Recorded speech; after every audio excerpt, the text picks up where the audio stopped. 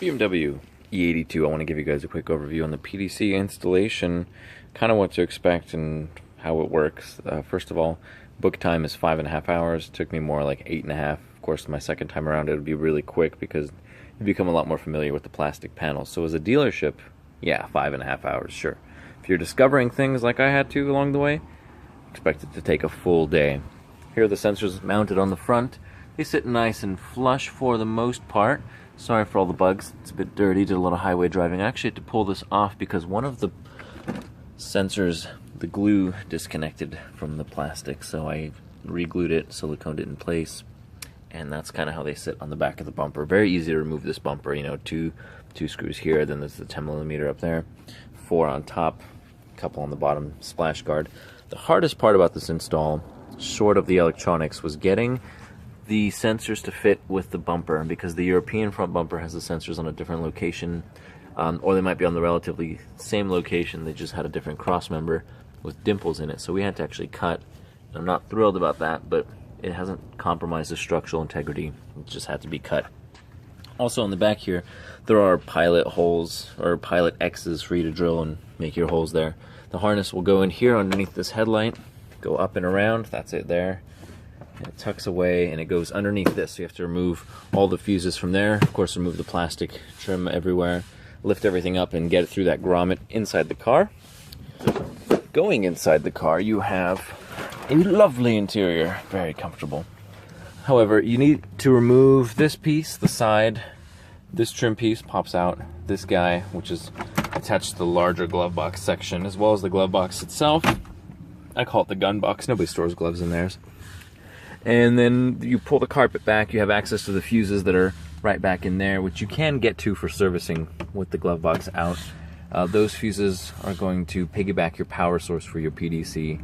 The main harness and everything else runs alongside here. You're going to remove this as well and route the wires through the back seat.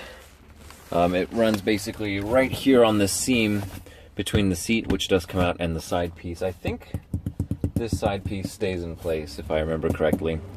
But with that pulled out, all the wires tuck in, and you follow the existing wire harnesses. So it'll go up and over and back out. A hold for school bus. Another thing to remove up front is the panel here, and then this one as well. This is a 2-piece or 3-piece. Yeah, it's all 3 pieces. They'll pop out, and then you have your button here for the parking sensor, which is really great. It's got the picture of the cone, it lights up. Very cool. Gives you a nice display there. We'll show you that in a minute. Here in the back of our E82, this also applies to the E90s, and I think like E84, or however they designate, E92, things like that.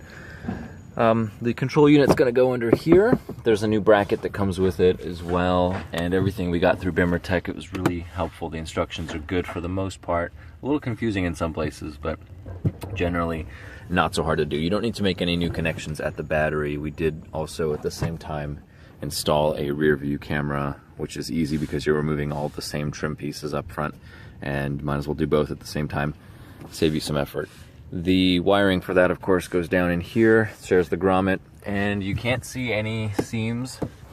You don't see any wires showing in the corners because everything is tucked away really nicely.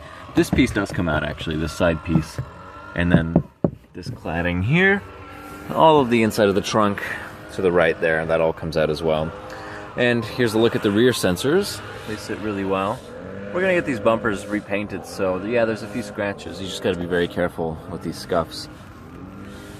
Mostly flush for the most part there. It's a little tricky, but use a hole saw, or not a hole saw, use a step drill bit as you make your holes. And let's go plug them in and I'll show you just how well they work. A couple minutes later, let's go inside and check our readings. I have this activated here.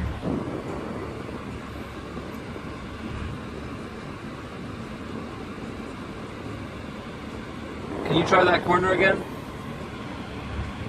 Yeah, I'm not getting any reading. Oh, it's a little back. Looks like I could use a little calibration here.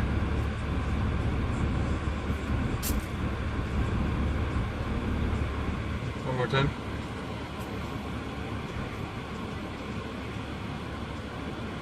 Alright.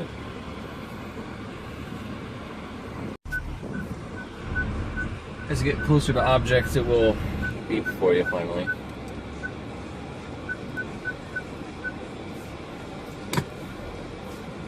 Let's go forward now.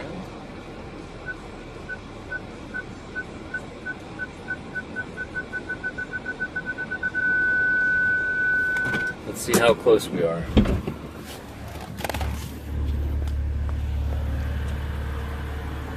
Final beep's still got some distance to it. I'm sure you could probably adjust those settings, which I might want to do, but there you go. A little bit of calibration, some software updating from Bimmertech over the phone with a laptop, and we are all set. So, I hope this helps. Really basic install. You know, if I had to do it again, I would. I just hate the cutting of the bumper part. That's probably the worst part.